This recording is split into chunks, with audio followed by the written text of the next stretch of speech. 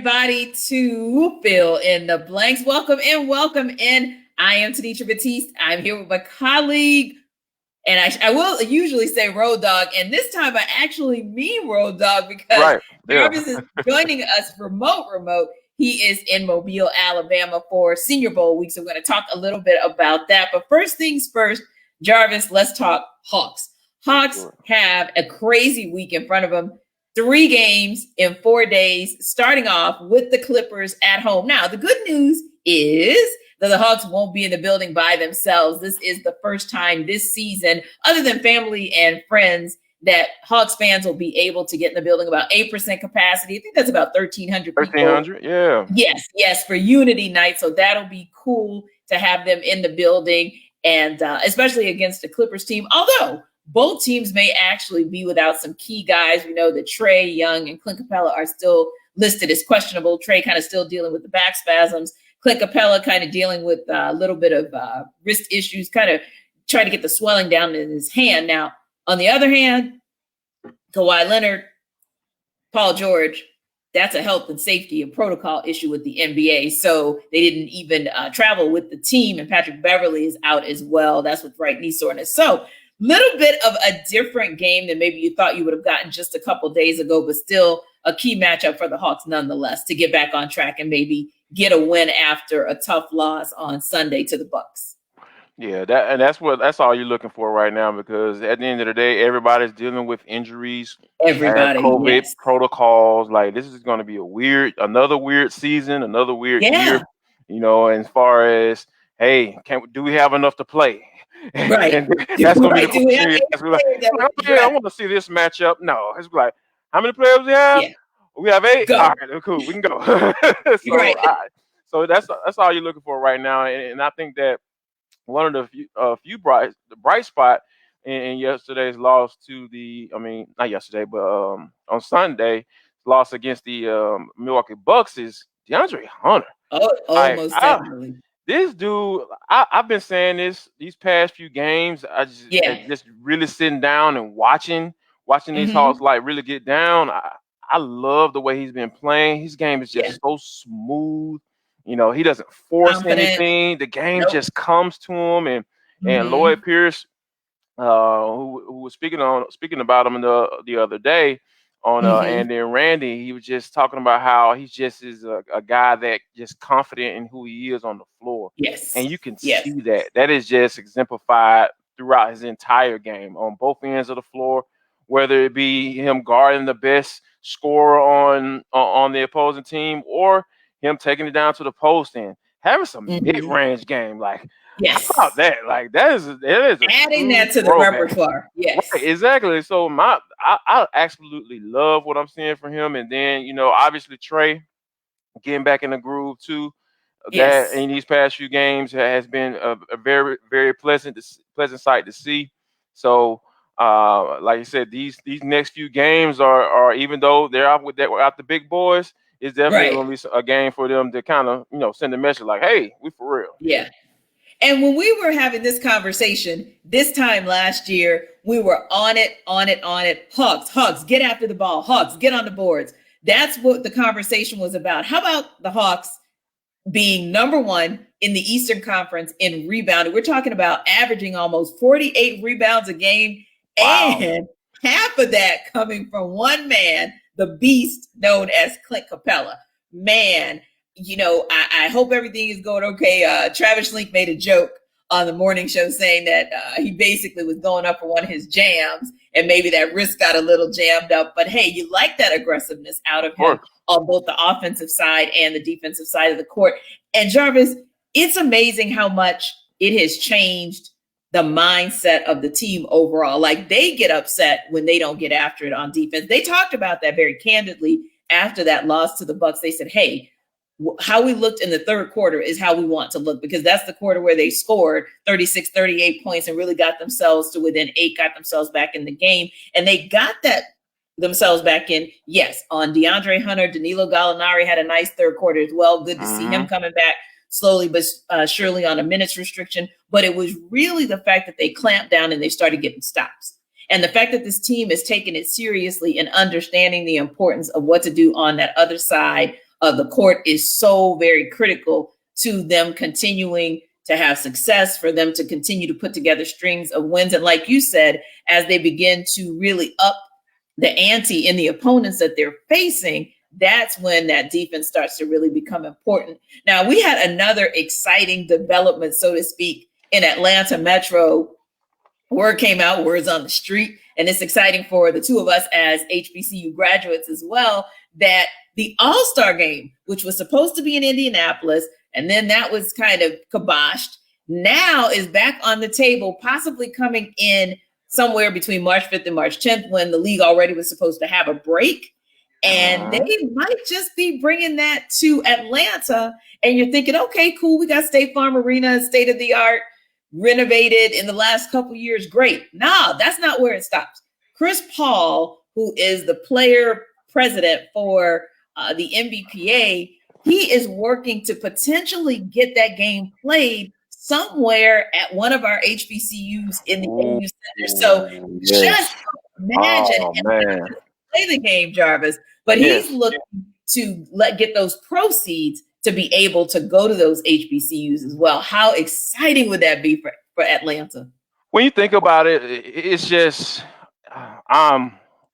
when you let me just rewind for a little bit. Like, let's go back to the bubble when you had Chris Paul, who you just mentioned.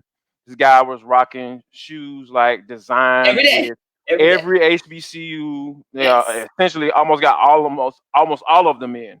But go ahead.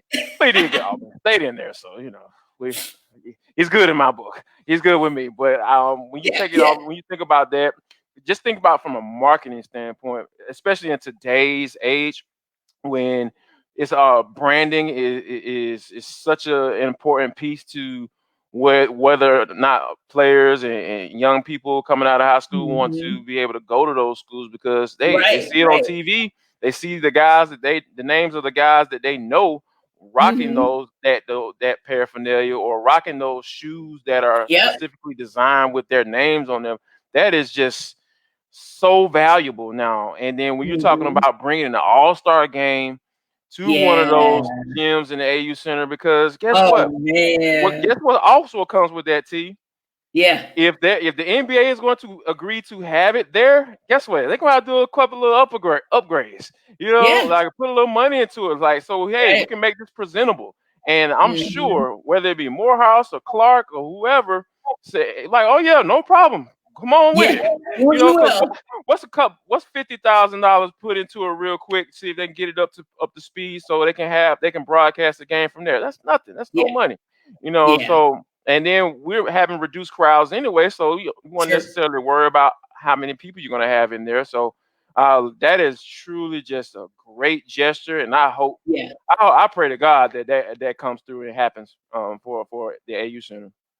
I do too. I think that would be absolutely tremendous to have that in our backyard, and for those universities to benefit, again, to get a spotlight on the amazing things that those universities are doing as well, as far as being phenomenal and cutting edge, and always the legacy of them as academic institutions and the pillars, not just of the Atlanta community, but really just pillars of this community and this country overall. So switching gears, Jarvis, you are, like I said, at the top of the hour in Mobile for the Senior Bowl. And we know that the Senior Bowl is always important. You're always able to see some prospects whom you expected to excel do that, but then you're also able to see throughout the course of the week some that maybe were under your radar, were flying under your radar. Right. Now they're above your radar. But this year, Jarvis, you are going and you are there in a unique situation, because there is no combine. There is no opportunity for teams to evaluate players sort of in their own version of a bubble for a week. All they have are virtual interviews, virtual psychological tests, and the pro days that are going to be essentially orchestrated by the respective universities. So the Senior Bowl has become that much more important. You are live in person in Mobile. What have you seen thus far? What are your takeaways? Wow. There's several. When you think about it, coming into this thing, like I kind of went through the rosters and kind of looked at some of the names that were on there, and the name just stood out to me, Devontae Smith, and Guys like Michael Carter, Jonathan Cooper. These are two of those guys we saw just play in the national championship. And when you have those guys, a guy like a Heisman Trophy winner, that's the thing that stood out to me. Even though he did not dress out and he's not going to play and he is injured, it's just the fact that he's actually there, and to see him there, and to be out there, and just get eyes on him. Because one thing in college football that I've learned playing sports is that the fact that they kind of tend to blow up your little height and weight situation, and that's the main thing for scouts and people that are looking at these players, is that they want to be able to get eyes on them and see, hey, if this paper says this guy is 6'5", 320, I want to be able to know if it's 6'5" or 320, because that could be the difference between me drafting him in the first round versus the second round. But to get eyes on and then to see Najee Harris out there, and just automatically, like, they're warming up, and you automatically say, yeah, this is the best running back out here. This dude actually built like an atlas, like a rock. Like, this dude is absolutely just built. I don't think there's another way I can say that without getting on to the other side, if you know what I mean. But yeah, he looked good. I actually got a chance to look at Ben Cleveland from Georgia. I saw him. He was doing pretty well, but he ended up getting hurt, getting injured, and he had to leave the field. So we'll see how. Once we get an update on that, we'll see what's going on with him. But Malik Herring, I like the way he showed. There are a couple of Pac-12 guys that kind of just threw me off, because on the national team, that's mostly teams from up north and stuff like that, and the teams out west, and the American team. Yeah. So most of those guys are like guys that are Michigan's, the Big 10, Big 12 guys, and then on the American team, you got the SEC guys, and the ACC guys are mostly on that team. But just looking at the national team, coached by Brian Flores of the Dolphins, they got some guys that on that defensive line that can really move. Now, forgive me, because I'm about to butcher some names real quick, right? So I got a guy, got a defensive lineman out of Washington, Levi Onwuzurike. He definitely turned some heads to the point where he even got pulled to the side by a scout during practice, and they wanted to kind of talk to him and stuff like that. But before that, like, he was absolutely giving the offensive linemen problems in one-on-ones and in 11-on-11. So it's just been really. And also, it was good to see Jamie Newman, because he was the guy that we were coming into the season that we were really looking forward to seeing what he was going to be able to do for Georgia. And to start the season, they definitely missed him. So it was good for him to get eyes on him, and he looked pretty well. He looked pretty good today as well. So yeah, it's just a lot. I can see it's a lot of guys out there, and just kind of putting it in perspective and seeing those guys work, and seeing how Matt Rule coaching staff is working with the American squad. There were a lot of guys that stayed after practice, and just getting work. And you like to see that, because those guys are doing any and everything to get a coach's eyes on them as much as they possibly can. Also, HBCU guy, David Moore out of Grambling, is an offensive guard. He's he was listed as 6'3", but not 6'3". He's not 6'3". He's probably more like 6'1.5", maybe 6'2". And that's pushing it. So a little smallish to play guard, but he was after practice. They had him. He was out there snapping the ball with Mac Jones, and like, that's the thing I love to see, because however and whoever and whatever I got to do to get in there, that's what you need to do, because we already know the chips are stacked against you coming out of the HBCU. But he showed well at times today too. So it was definitely a good sight to see out there. So let me ask you this, and part of it is a selfish question, and then part of it is for our Falcons fan base. So for Steeler Nation, of course, my question is going back to the running backs.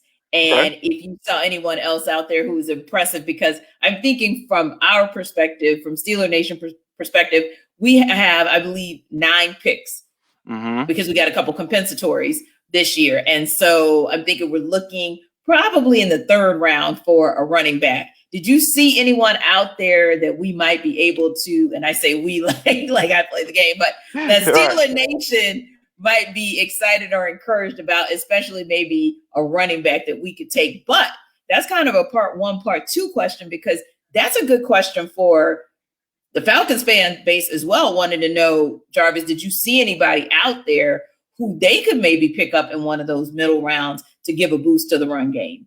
Well, I got 2 guys that I saw out there today, and I have another guy that I really, really like, but he wasn't practicing. So I'll start with the guys that were out there today.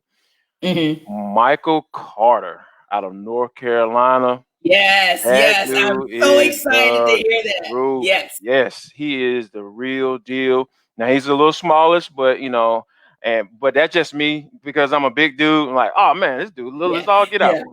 And I'm literally looking at my list, Jarvis. So my list. Keep going. But to see him out there, because he had the big bowl game and put up monster yards and was just toting it rock.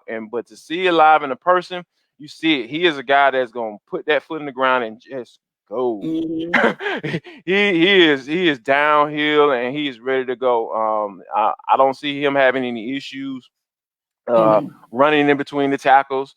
Like I said, because he is a little smallish, but I really like what I saw out of Michael Carter. And another name for you, this guy in the SEC, Larry Roundtree. Yep, he's on my list too. He is solid. I really like what I saw in him because he's a guy that always kind of is leaning forward. Nobody really he's not a guy that, from what I've seen, that really can get caught off guard. He always has his pad level down, and he just hit really good lateral movement. I think I can see him in a nice zone, one step and go, one cut and go type scheme, zone scheme. Falcons. That is a guy that can, I think, could be really successful in a scheme like that.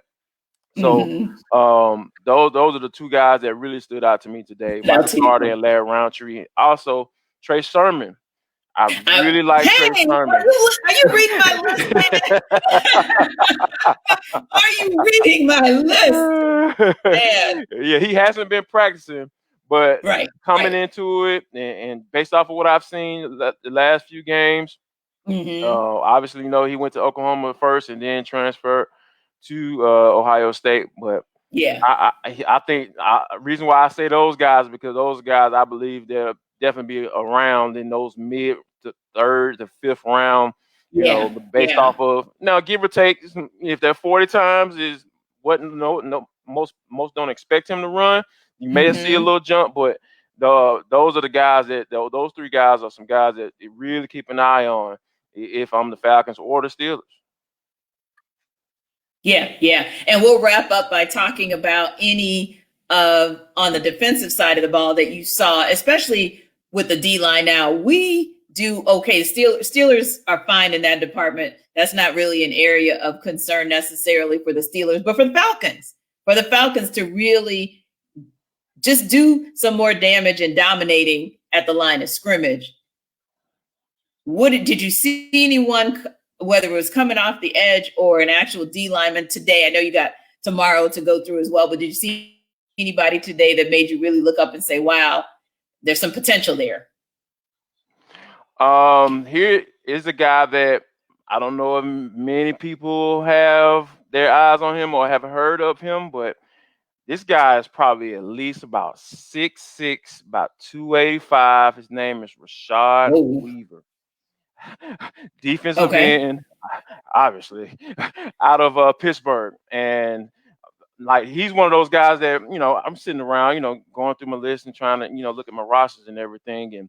And that's practice. The guys are warming up. I'm just like, I just look up, scan the field, looking at different guys. I'm like, okay, that's this guy, and that's his number and all that. And I just look up down with a defensive lineman. I was like, damn, that motherfucker tall as all get out. I'm 6'5". For me to say somebody tall, I'm like, whoa, okay. So I'm like, all right, let me keep my eye on him. So when it just came down to it, and he started getting to the one-on-ones and the run drills and just the line-on-line drills, I was just like, wow, this is he's not a guy that was just whooping everybody every play. He's not that, but he is a guy that he's going to catch your eye if you're sitting out there. If you're looking for a 3-4 defensive end type guy that's 6'5", that real lean and real tall, that can play in that 4 to 5 eye scheme and lining up on defensive line. That's a Steelers guy too, and a Falcons guy that they may need to take a look at. I was really impressed throughout practice, not just on one particular play, but throughout practice. He was like, okay, he got good hands. He comes out of the ball. Maybe sometimes where he kind of like don't really know what he wants to do when he going into a pass rush. But overall, I think he's a guy to keep an eye on. Rashad Weaver, defensive end out of Pittsburgh. Interesting. And we'll talk a little bit more about Jarvis's takeaways from the Senior Bowl. If you want to check us out on Saturday on 92.9 The Game, 6 or 7 o'clock, the show. It'll literally be coming on right after the Senior Bowl is wrapping up. So not only his takeaways from the Senior Bowl during the week, but anything that we see in game, we're going to download on that come Saturday. And as you guys know, in Atlanta, today was a somber day nonetheless, but we still look at the positive in celebrating the life and the legacy of Hank Aaron. So today he was memorialized, and it was just tremendous. If you had a chance to peek into it at all, just to hear the voices of Fred McGriff and Rob Manfred and Bud Selig and Bill Clinton. I mean, so it goes across, just spans all kinds of areas, if you will. It just reminds you that his impact was not felt just in the world of sports. It went so much further than that. And everybody talked about his baseball prowess. And the interesting thing for me, Jarvis, was in not only listening to the broadcast, but even listening to the broadcast after the broadcast and kind of relearning or reintroducing myself to his legacy. We'll talk in a second about the man off the field, but the man on the field, that was a bad, bad man. And I think sometimes we kind of relegate him to just, he's the home run king. What he was able to do in 23 seasons, never missed a game other than his rookie year, was out for a couple of weeks and said, never again. You're in the MVP conversation for you top 10 in 13 seasons, and you do get the MVP. I mean, to be able to sustain that across time is just mind blowing. And so for me, knowing a lot of what he did off the field, it was actually great to hear people kind of bridge the gap, especially those guys who played the game at a high level, to say, oh no, he was a humanitarian, all right, but he was a bad, bad man on the field too. Yeah, and it's so hard not to talk about either, one without the other. Because you can go in so much on him as a player and just say, hey, he did this, he did that. He had the home runs and he had the hits, and he was just the absolute monster on the field. And it's just an effect that he had. Like I'll never. He's a guy that a name that I knew before I even start playing the sport. And then it was just that number. The number was there. He was the 755. That number is going to be forever ingrained in my mind because of him. It really is. It'll never go away. Like 755 and 715, 755. Yeah, it's never going to go away. And I think that there are a lot of people who hold true to that number and that number alone, and not the other one that surpassed him, in Barry Bonds. So it's still kind of weird talking about him not being around, It does, and because and just to see the way he went out, and they say passed away in his sleep, and I'm not surprised by that. No. I'm not surprised by that at all because he was just such a peaceful man. A peaceful, humble person. Yeah. I never got a chance to meet him, but everybody, who has come in contact with him said he's just such a humble man, and he just exemplifies humility when Yes. you're around him, and you'll never know that he accomplished all those things, as a baseball Yes. player. So it just I'm even humble just being able to speak on this platform Yeah. about him, because Yeah. growing up, he was just such this mythical figure, and He was. Yeah. Yeah. right, and to be able to put words on his death, and kind of talk about it, what it means to me and what it means for you, and to be on this platform and speaking on it, I just truly am appreciative, and he will always be remembered in my book.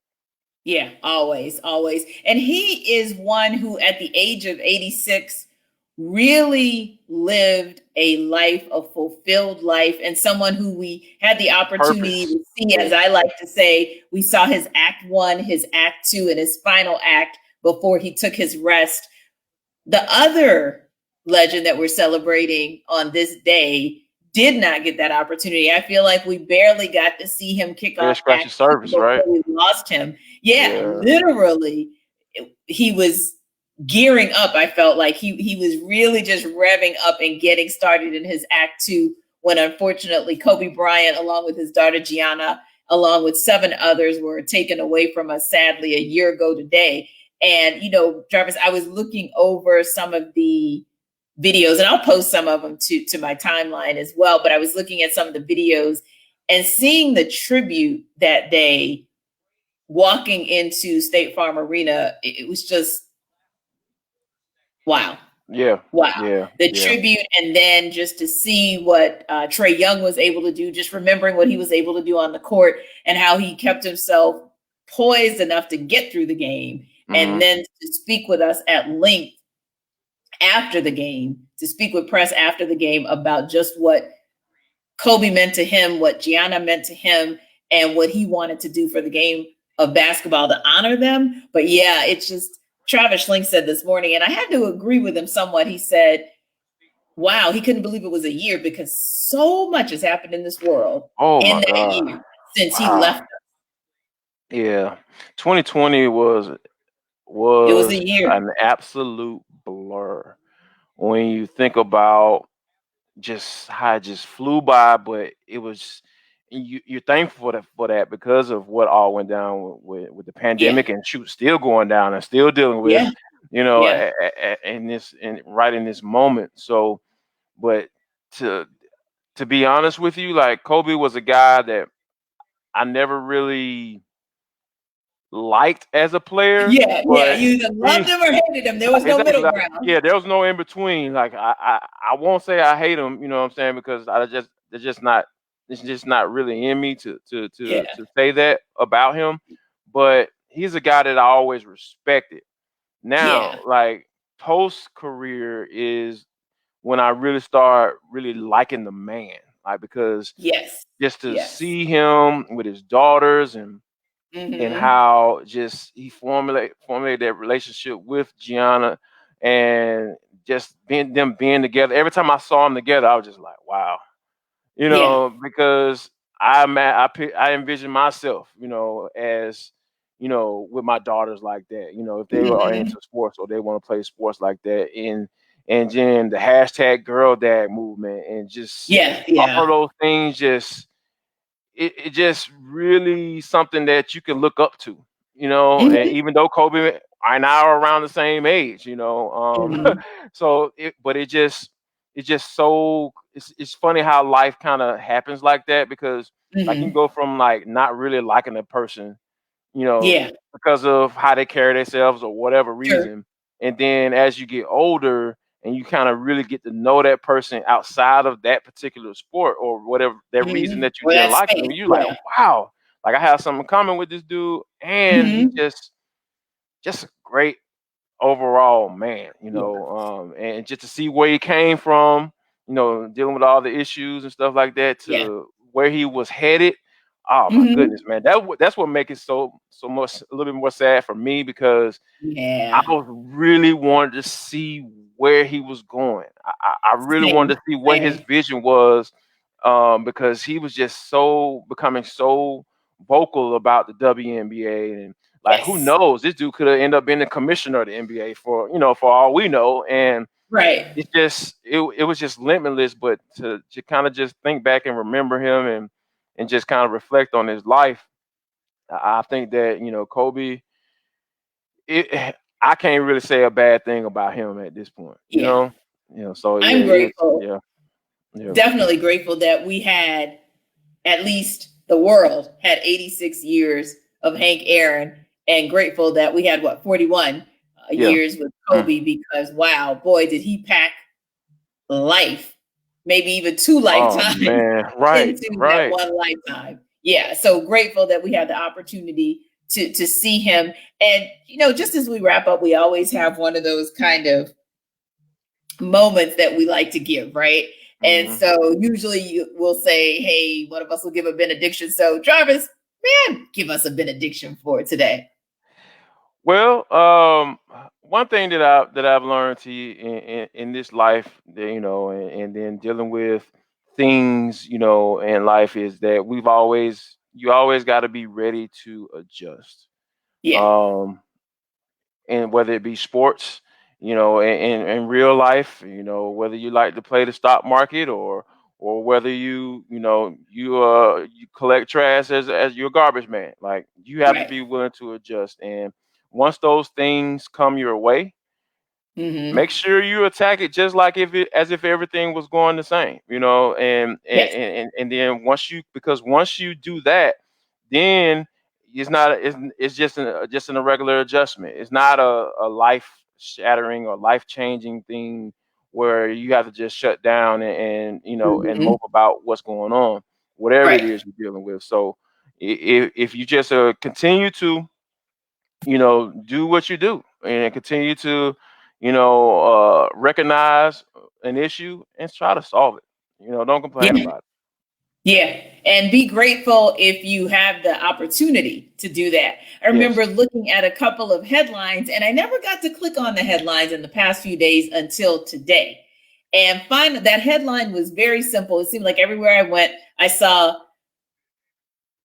the trade saved my life. And I kept thinking, wow, was it that bad for Karis LeVert? Like, wow, was it that bad in Brooklyn?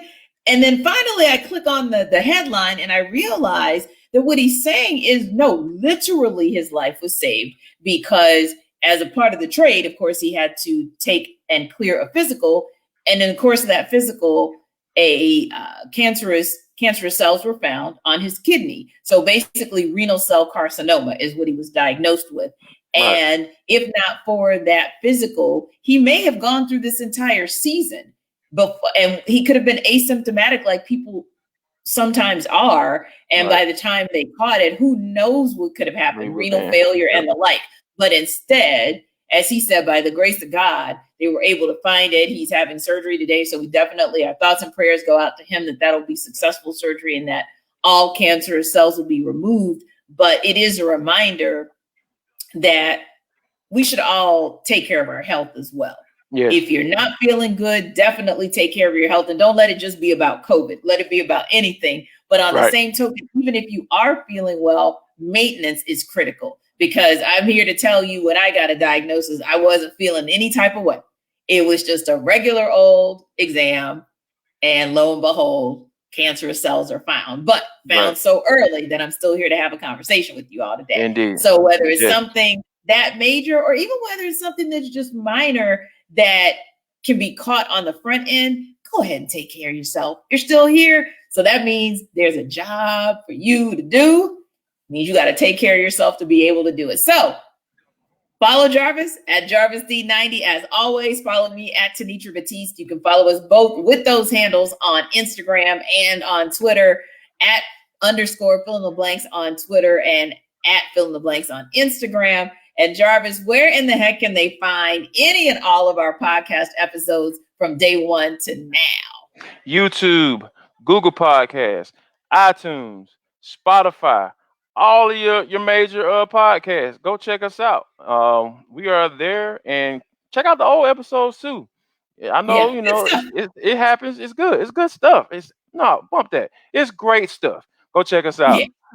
Yeah. And if you're riding around the A on Saturday at 6, or even if you're at home, you can always download the radio.com app and listen in from 6 to 7 to the show. Jarvis and I will be downloading there. Again, we'll talk a little Senior Bowl, we'll talk a little Hawks, and we'll talk about anything that's happening in the world of sports, entertainment, and culture, because, hey, we just go across all lanes when we get together.